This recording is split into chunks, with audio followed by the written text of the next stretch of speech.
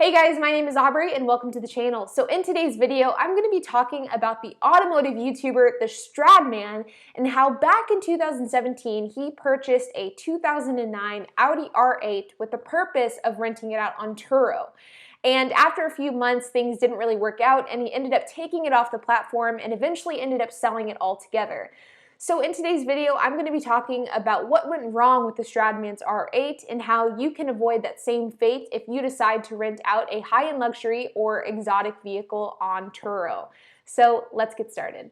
I want to preface this video by saying I am not hating on the TheStradman. In fact, I am a huge fan of his channel. I've been a subscriber of his since he had like 25,000 subscribers and he now has, I believe, close to 2.5 million. So this video is not coming from a place of hate or overly scrutiny. It's just simply coming from the perspective of, I would say, an experienced Turo host pointing out some of his flaws in his business model and his mindset and his thought process going into renting out his R8 on the platform. So back in November of 2017, TheStradman purchased a silver 2009 Audi R8 with a gated shifter in hopes of renting it out on Turo. Guys, the 2009 Audi R8. Dude, it's so clean, just like you said. Now, I don't know this for sure, but my thought process would be that his mindset was that at the time his channel was smaller. It was, I believe, less than 1 million, but I would almost say it was like closer to 500,000 subscribers at the time. So it was significantly smaller than it is today. And my thought would be that he was thinking to himself, hey, I'll buy this Audi R8, I can use it to make more YouTube content and to gain more subscribers, and at the same time, I'll rent it out on Turo and be able to make kind of an extra revenue stream with that as well. And I'm sure in the back of his mind, he thought to himself, if I can make this work well with an R8 and have it on Turo and also make video content with it, then I could eventually do it with another Lamborghini or a Ferrari or a Maserati or whatever the case is. I'm sure in his mind he was hoping that this could be another way for him to get a whole lot more cars for his platform while also making money off the cars themselves. And you know, in theory, I think that it's a really good idea. The idea of getting a car to grow your channel and to make automotive content with it, but at the same time renting it out and kind of having this one vehicle having two different revenue streams, it's a really, really good idea. But in the end, this business venture didn't work out for the TheStradman. And after a couple of months, he ended up taking his car off the Turo platform altogether. And after about a year, he sold the R8. Unfortunately, we did not sell the R8 to CarMax. They offered me $48,000. I think it's worth $56,000. So we're gonna head to make some models and I'm gonna drop it off for consignment. And that begs the question of why did this business fail for the TheStradman, and what could people do like you who are maybe looking at doing that exact same thing? What can you do to prevent that same fate? So the first reason, and in my opinion, the most obvious reason why this business failed for the TheStradman is because of the rules regarding how old you have to be to rent a specific value of car on Turo. On the Turo platform, if you are under the age of 30, you are not allowed to rent a car with an ACV of above $55,000, which means that if you are under 30, you cannot rent a car with an actual cash value of over $55,000. And Turo is the one who decides what that ACV is. They use kind of an automotive database to decide what the ACV of any given vehicle is. And if that ACV is above $55,000, then you cannot rent the car if you are under 30 years old. And that was the rule at the time. I believe that they have adjusted that rule now as I record this, but I'm not sure exactly what the rules and regulations of that are today. But back then, that was the rule. Unfortunately for the TheStradman, his ACV of his car was put at above $55,000, which meant that anybody who wanted to rent his vehicle had to be over 30 years old. And this was an issue for a number of reasons. The first and most obvious reason was it cut the amount of people that could rent his vehicle quite significantly, because now you have to target everybody over the age of 30, whereas with normal cars, you could target anybody over the age of 18 or 21 years old. The second and more significant reason was that TheStradman's audience is really people in their early 20s and late teens. I don't know his exact statistics on what his audience is, but I would assume that his audience is probably males between the age of like 18 and 24 years old, which means that the people who are most interested in him and who would be most interested in renting his Audi R8 were ineligible to do so. I'm sure part of TheStradman's thought process was that his own subscribers would be interested in renting out his R8, and that would give him an influx of renters who would want to rent the car.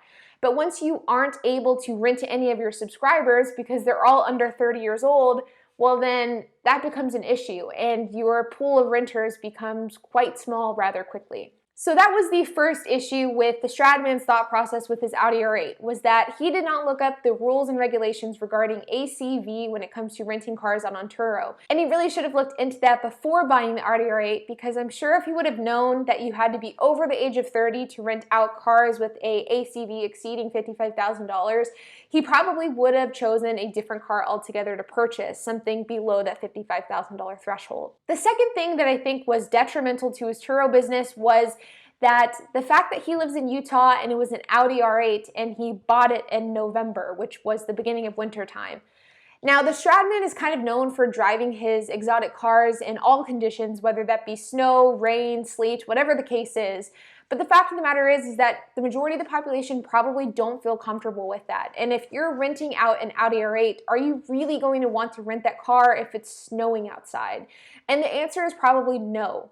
And so TheStradman purchased his Audi R8 in November of 2017, and really, I would say the first few months of his Turo business were during months where there just simply isn't a whole lot of demand for an exotic car like an Audi R8. I think that he probably would have had much more success renting a more capable vehicle like a truck or a Jeep or an SUV. Now, the third and final point as to why TheStradman's R8 failed on Turo was that he started modifying it quite heavily. This is a cold startup on a straight pipe 2009 Audi R8. The Audi R8 is getting a new wrap today up at Summit Auto Lab. On today, we are about to go pick up the Audi R8. The ski box is complete. This bar right here, this was intended for light bars. And I think whenever he started modifying the car, it ended up cutting his pool of potential renters even further than what it had already been decreased to.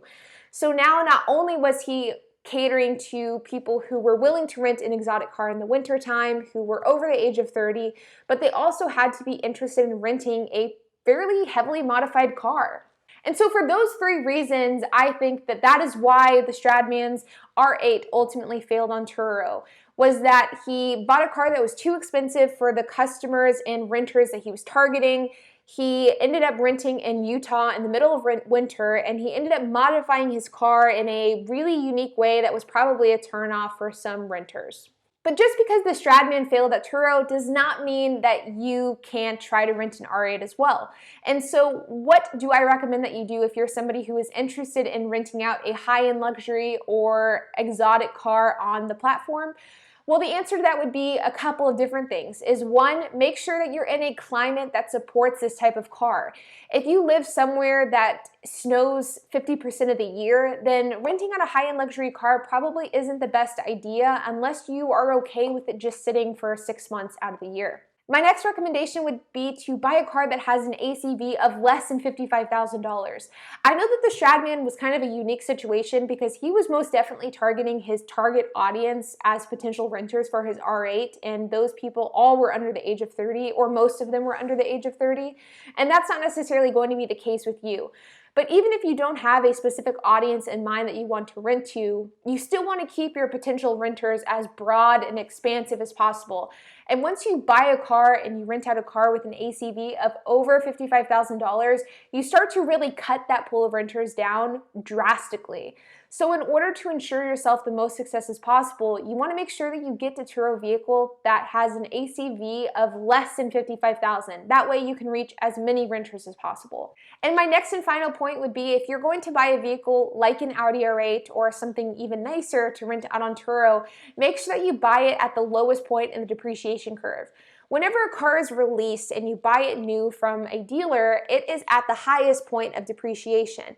What that means is that it is at its highest value that it will ever get to, unless of course it's a car that ends up ultimately appreciating, which is something I probably wouldn't count on if you're wanting to rent out cars on Turo. But whenever a car comes out and it's at the dealer, it's at the top of the depreciation curve. And then over the course of the next few years, that curve goes down and down and down, and then eventually it bottoms out. And then it starts to either go up a bit or it starts to level off. My recommendation would be to, if you were buying a nicer car for Turo, buy it right at the bottom of that curve, right before it starts to either increase or level off. This protects yourself in the case of an accident, and it also allows for yourself to make as much money as possible when renting out a car like that on Turo. And my final tip on top of that is that if you're going to rent that type of car out on Turo, then do not modify it, because Turo actually doesn't cover damage on modifications in the case that there's an accident or something happens to the vehicle. They only cover the stock manufacturer parts on the car. So if you have a ski box or aftermarket headlights or an exhaust and those things get damaged in an accident, you're screwed, and there's really no way to make that money back. So guys, that is the end of the video. I hope that you enjoyed it, and I hope it gave you some insight as to what the Stradman did wrong when renting out his R8 and how you guys could potentially avoid that same fate. If you enjoyed this video, then make sure to hit that like button and hit that subscribe button. I would greatly appreciate it, and I will see you guys in the next video.